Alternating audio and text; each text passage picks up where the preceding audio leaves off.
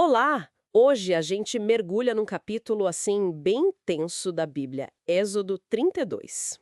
É verdade, um momento crítico ali no pé do Monte Sinai. Exato. Imagina só. Moisés está lá no monte falando com Deus, demorando, e o pessoal aqui embaixo, que acabou de sair do Egito, começa a ficar, bom, impaciente. Muito impaciente, a ponto de irem até Arão, o irmão de Moisés, e pedirem algo chocante. Sim, eles falam tipo, faz uns deuses pra gente seguir, porque esse Moisés aí sumiu, né? Não sabemos o que rolou com ele. A coisa escalou rápido. E a resposta de Arão é complexa, para dizer o mínimo. Ele não resiste muito à pressão popular, né? Pois é, ele pede os brincos de ouro das famílias, derrete tudo e molda um bezerro de ouro. Um ídolo. E o povo imediatamente declara: Estes são os seus deuses, ó Israel, que tiraram vocês do Egito.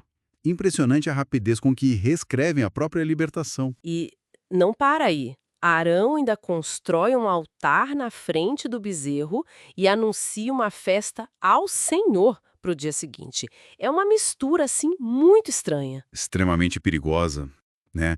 Eles oferecem sacrifícios, comem, bebem, e o texto diz que se entregaram à folia, uma celebração que claramente desviou do propósito original. É impressionante essa virada. Como você disse, a memória da libertação do Egito, algo tão recente e poderoso, é distorcida e atribuída a um objeto. Feito por mãos humanas. E a liderança de Arão nesse ponto é crucial.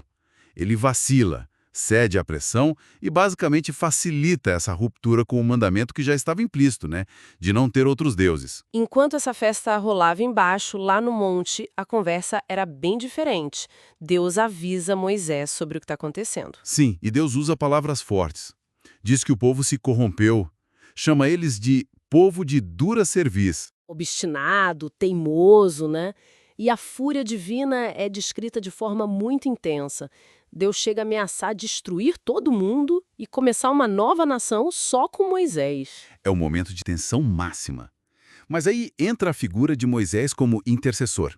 É fascinante o argumento dele. Verdade. Ele não apela só para misericórdia, né? Não só. Ele apela para a lógica da reputação de Deus. Tipo, o que os egípcios vão pensar?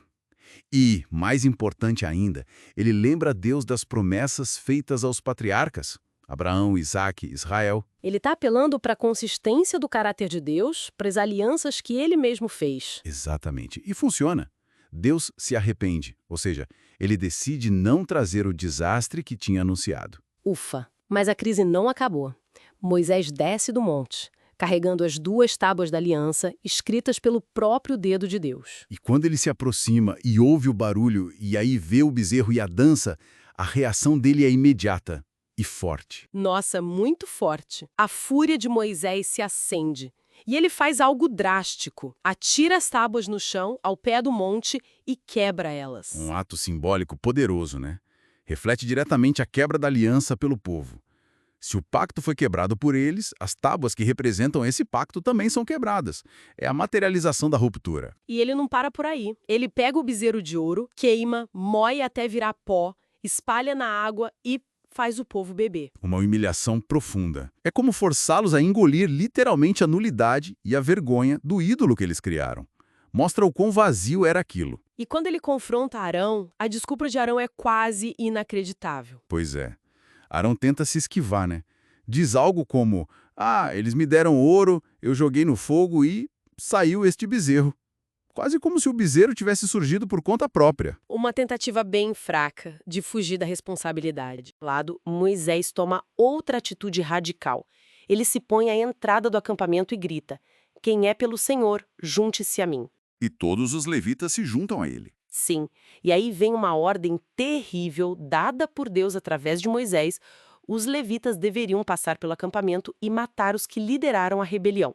Irmãos, amigos, vizinhos. É um momento chocante. Cerca de 3.000 homens morrem naquele dia. Levanta muitas questões sobre zelo religioso, julgamento divino e as consequências drásticas da idolatria naquele contexto específico. E os levitas são consagrados naquele dia justamente por causa dessa lealdade radical a Deus, mesmo que isso custasse laços familiares e sociais. Exato. E além dessa execução, o texto menciona que Deus enviou uma praga sobre o povo por causa do bezerro que Arão fez. As consequências foram coletivas também. No dia seguinte, o clima devia estar pesadíssimo. Moisés volta a subir o monte para falar com Deus. Ele reconhece a gravidade. Este povo cometeu um pecado enorme. E ele intercede de novo, de uma forma ainda mais profunda. É impressionante. Ele diz: agora perdoa o pecado deles, mas se não, por favor, risca o meu nome do teu livro que escreveste. Ele está oferecendo a própria vida, a própria salvação pelo povo. Mostra a profundidade da responsabilidade que Moisés sentia por aquele povo, né? É uma intercessão no nível mais extremo. E qual a resposta de Deus? Deus reafirma um princípio. A responsabilidade pelo pecado é, em última instância, individual. Aquele que pecar contra mim, esse riscarei do meu livro.